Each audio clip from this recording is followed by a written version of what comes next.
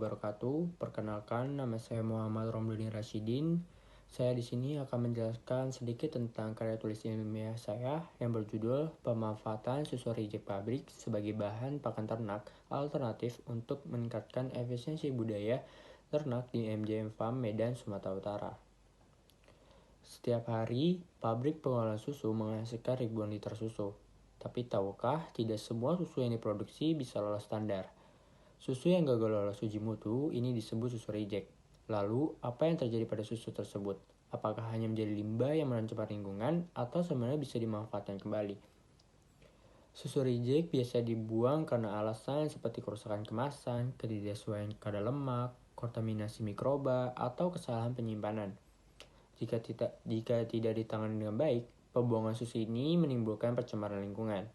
Di sisi lain, kita juga melihat maraknya kasus susu reject yang dikemas ulang dan dijual kembali. Praktik ini seperti ini membahayakan konsumen dan jelas menyalahi aturan keamanan pangan. Padahal, kalau dikelola dengan benar, susu reject masih memiliki kandungan nutrisi yang sangat bermanfaat, terutama untuk pakan ternak.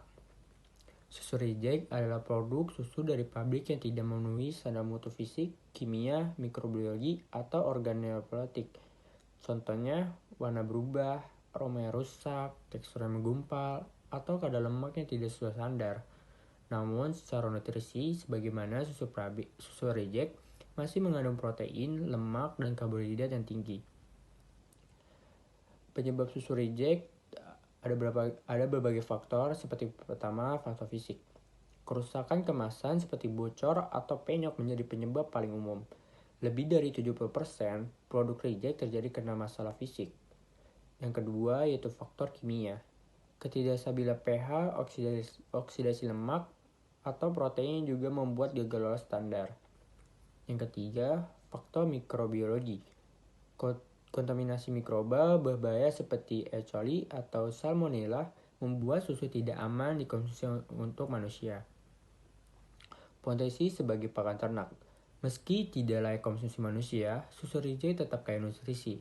Jika melalui proses pengolahan yang tepat seperti fermentasi, susu ini bisa menjadi pakan alternatif yang mampu meningkatkan pertumbuhan ternak.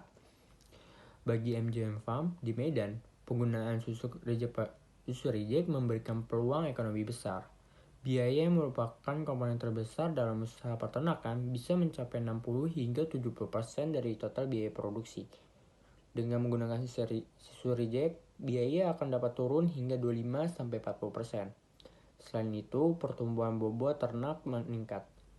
Waktu panen lebih cepat dan pendapatan peternak ikut naik hingga 10-20% per bulan.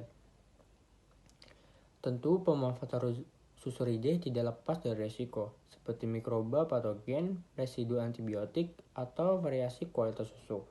Karena itu diperlukan SOP atau standar operasional yang ketat, mulai dari pemeriksaan kualitas hingga pencampuran pakan secara terukur. Pemanfaatan susu reject bukan hanya solusi untuk mengurangi limbah industri, tetapi juga strategi efisiensi meningkatkan produktivitas peternakan. Dengan pengolahan yang tepat, susu reject menjadi pakan alternatif bernilai tinggi, ramah lingkungan, dan ekonomis. Demikianlah penjelasan mengenai pemanfaatan susu reject sebagai pakan ternak. Jika dioptimal kembali, inovasi ini dapat menjadi langkah nyata menuju peternakan berkelanjutan. Sekian dari saya, terima kasih.